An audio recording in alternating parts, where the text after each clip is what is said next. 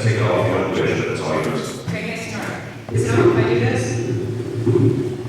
I like to get a little closer to people. Ooh, I take it down. My name is Linda. I grew up in the Upper Peninsula. My kids are the 5th generation on the same piece of property that my great-grandfather came to when he came to the States of Scotland. And now in the UP, that doesn't matter very much. Humans have a lot less rights than cormorants and wolves. And I know that in this particular area, you guys have experienced a lot of sustainable development situations that prohibit us from owning our own property and doing with it as we wish. That's a big problem for me. I'm a homeschooling mom. I have 2 teenage boys. My husband is a former Marine. He is a corrections officer. And I'm an attorney. I've been a pro bono attorney for a number of years because the Constitution is ignored by my government. When I would take a client into the courtroom, I couldn't say, if we have the law on our side, you will win this case. I had no product. I grew up in a family that sells hamburgers, and that's a legitimate exchange of value. When somebody gives you $1 for a sandwich, you both are pleased with the result. I had no product as an attorney. So anyhow, I became a pro bono attorney and started trying to help people in a different manner. I couldn't help anybody. The Constitution is ignored by our federal government as well. I've been researching Art Stupak for a number of years. I'm appalled by what he's done to the 1st District. And the 1st District is 44% of Michigan's geographical area. It is 31 counties, the entire UP, and all the way down to Bay City. I was on the primary ballot last time running against Art Stupak. I've been attempting to replace him for a long time, and now that's half done, so I'm real pleased about that. So anyhow, I guess if any questions, can I give my website, or should I do that now? You should have more than Let me tell you. time remaining. I have a website. We write extensively about the issues. It's not your typical campaign website, although there's a lot of campaign stuff on now, but I have a blog. lindaforcongress.com. I'd be real grateful. I know a lot of you folks are not in my district, but you certainly know people who are. And even if you're not, if you like what I say, if you believe in the Constitution as I have ever since law school, then I'd love if you sign up. Thank you very much. I'll take the questions now. Would you introduce or support a law to make English the national language of the United States? I think it should get given. As a national representative, I shouldn't be talking to you. As a national representative, there are very limited things that I would be able to do. That's my one big problem with the federal government. Our Constitution has very, very tiny responsibilities for the federal government. These guys running for state seats have a hard job because they actually are supposed to do some work. I want to go and vote no a few thousand times.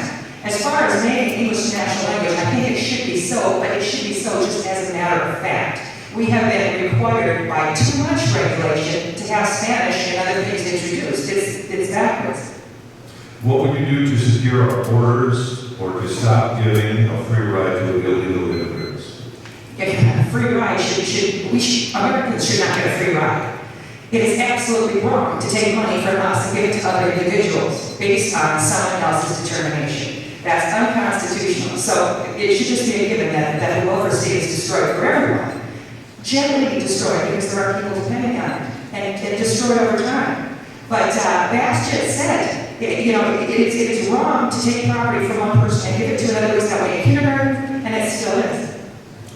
Would you put a stop to forcing federal mandates on states? You know, the 10th Amendment, I believe. Oh my goodness, federal mandates that's an evil thing to say. The federal government has no right to mandate anything on the states other than count the people, the federal government, our founding fathers left us with a program of government that was like a pyramid. And at the base of the pyramid were individuals and families, and then up a little bit, there was local government, above that, state government, and at the very pinnacle, doing very, very little, was the federal government. And our whole pyramid is upside down now. The federal government, the constitutional requirements, it's not doing something right. The constitutional requirements for federal government are only that they protect us, which they don't, when our borders are wide open. They're supposed to collect our money, which they don't, since 1913 when they established the Federal Reserve. They're supposed to have a post office. And other than that, they're there just to protect our liberty so we can live our lives the way we want. What about balancing, if we continue to have problems with it, we'll use this microphone. How about the issue of balancing the budget? We have an amazing deficit now. But balancing the budget should be a no-brainer. We're not allowed to do that, are we? As far as how I go about it, that's something I'm researching right now. It's not something that I'm prepared to walk in and change immediately. I would like to dismantle government tremendously so the budget is much, much smaller. When I first started running last year, the federal deficit was like $10 trillion, you know, and here we are 3 years later, and it's like almost 14, I think.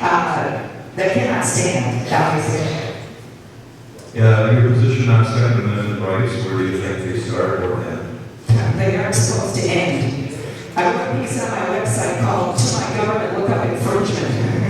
You know, if they have to even know who I'm really comfortable with this. I'm sorry, is it something? If the government even has to know who has firearms, we've got infringement. We are to have an absolute right to bear arms whenever and wherever. You know, I understand some people give up that right to the state here. Other than that, no restrictions. Any questions from the audience? Kim, anybody who has a follow-up?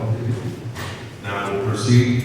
For all candidates who are elected, what are the first 3 things that you would do? Usually that question just says the first one thing. Well, the first thing I would do is listen. I would listen to everybody.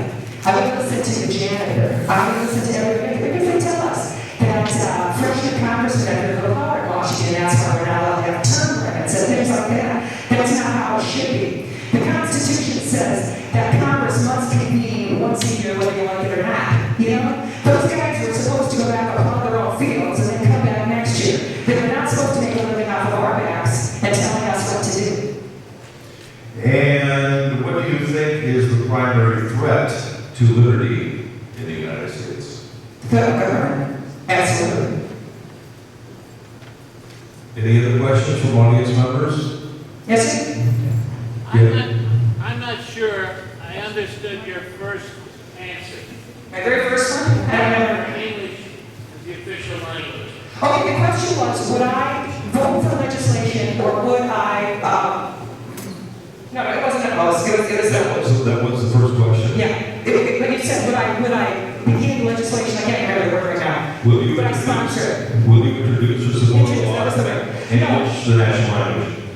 I would not do that because I do not believe it's the federal government's job to tell people anything like that. I would do what I could to minimize any kind of regulations that require Spanish. The federal government has no business telling us what to do. I do think English is our language, obviously.